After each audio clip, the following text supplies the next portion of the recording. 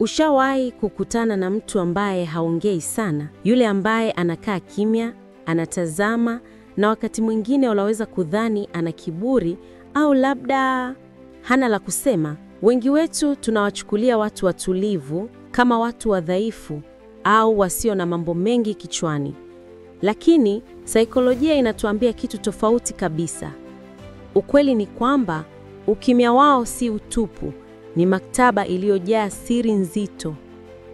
Leo tutaenda kufungua pazia na kuangalia mambo 11 ya kisaikolojia kuhusu watu watulivu ambayo asilimia kubwa ya jamii hawayajui. Na nakuomba ukae nami mpaka mwisho, kwa sababu namba 3 na namba 9 ni vitu ambavyo vikikutokea kwa mtu mtulivu inaweza kuwa hatari au faida kubwa sana kwako ambayo hukuitarajia. Usijaribu kuwakera kabla hujajua siri hizi. Kama wewe ni mtu mtulivu, video hii ni kwa ajili yako kujitambua zaidi. Kama una rafiki au mpenzi mtulivu, hii itakusaidia kuelewa manual ya kuishi naye.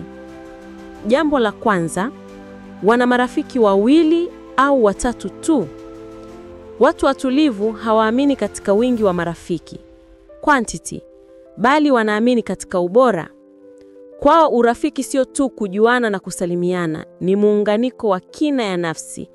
Hawawezi kupokeza nguvu zao, energy, kwa kundi la watu 20 ambao hawawaelewi.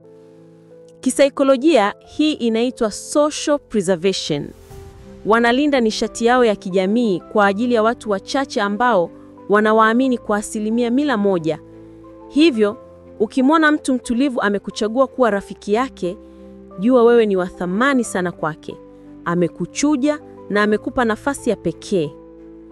Jambo la pili, wakishazoea kuwa karibu na wewe wanakuwa waongeaji sana. Hapa ndipo wengi wanapochanganyikiwa. Unakuta mtu alikuwa kimya sana siku ya kwanza, lakini mkishakuwa marafiki hawezi kufunga mdomo. Hii inatokea kwa sababu ukimya wao ulikuwa ni ngao ya ulinzi. Wakishahisi wako salama na wewe, psychological safety, wanashusha ile ngao. Wana mambo mengi sana ya kuongea ambayo wameyahifadhi kwa muda mrefu, lakini wanayaachia tu kwa mtu ambaye wanahisi hata wahukumu. Jambo la 3, wanakusanya hasira nyingi ndani. Usijaribu kuwakera. Hii ni warning. Watu watulivu wana tabia ya kumeza mambo. Mtu anapowakosea, mara nyingi hawapigi kelele hapo hapo. Wanavumilia, wanameza na kuhifadhi. Tatizo la kisaikolojia hapa linaitwa repressed anger au hasira iliyofichika. Siku wakiamua kulipuka, hawalipuki kwa kosa la siku hiyo tu, wanalipuka kwa makosa yote ya nyuma uliowahi kuyafanya. Hasira yao huwa kali, ya kuogopesha, na inaweza kuvunja mahusiano moja kwa moja pasipo kurudi nyuma.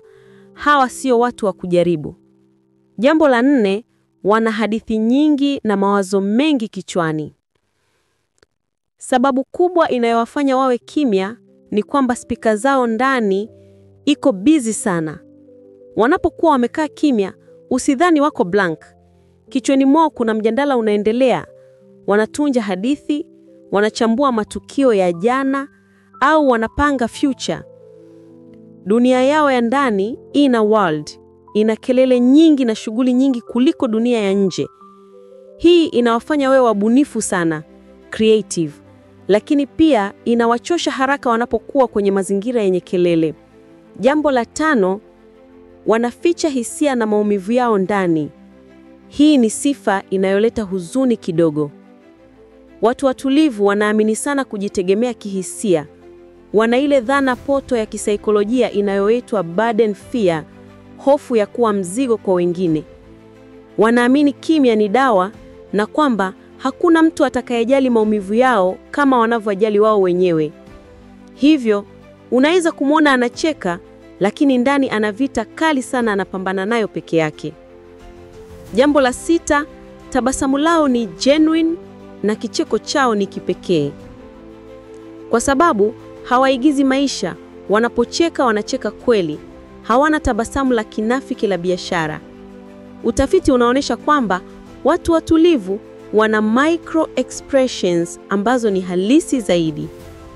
Na mara nyingi kicheko chao kinaweza kuwa cha sauti ya juu, cha kuchekesha au cha ajabu kidogo, kwa sababu hawajazoea kuachia hisia zao hadharani mara kwa mara.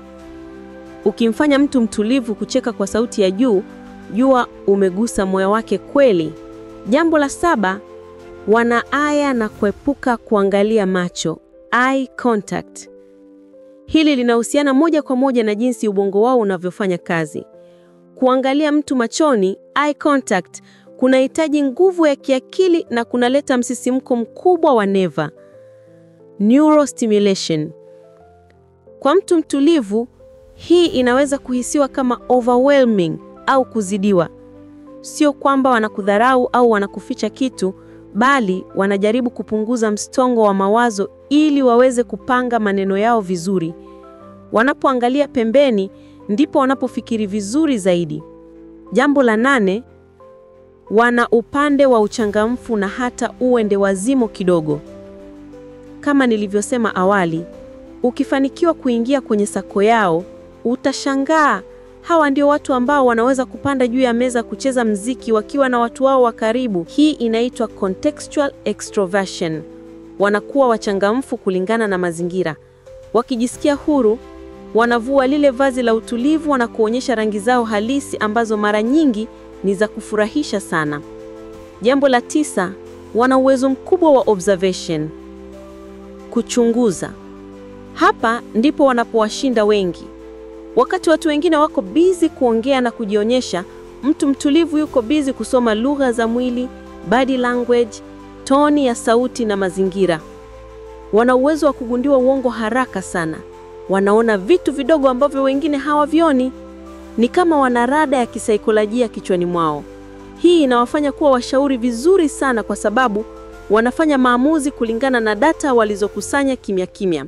Jambo la 10, hawaombi msaada. Hii ni sifa ya kujivunia, pride, na kujitegemea, self-reliance. Mtu mtulivu anaweza kuhangaika na tatizo kwa wiki mzima akijaribu kulatatua mwenyewe, wakati angeweza kuuliza na kujibiwa kwa dakika moja. Kisaikolojia, kuomba msaada wanatafsiri kama kupoteza uhuru wao wa kuamua.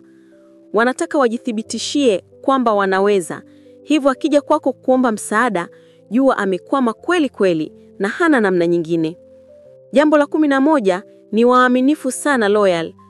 Kutokana na point namba 1, kuwa na marafiki wachache, uaminifu kwao ni kila kitu. Hawana nguvu ya kuanza mahusiano mapya kila siku, hivyo wanalinda sana mahusiano walionayo. Hawa ndio watu ambao hawatotoa siri zako, hawatokusaliti kirahisi, na watasimama na wewe kwenye shida kwa sababu kwako wamewekeza hisia zao zote.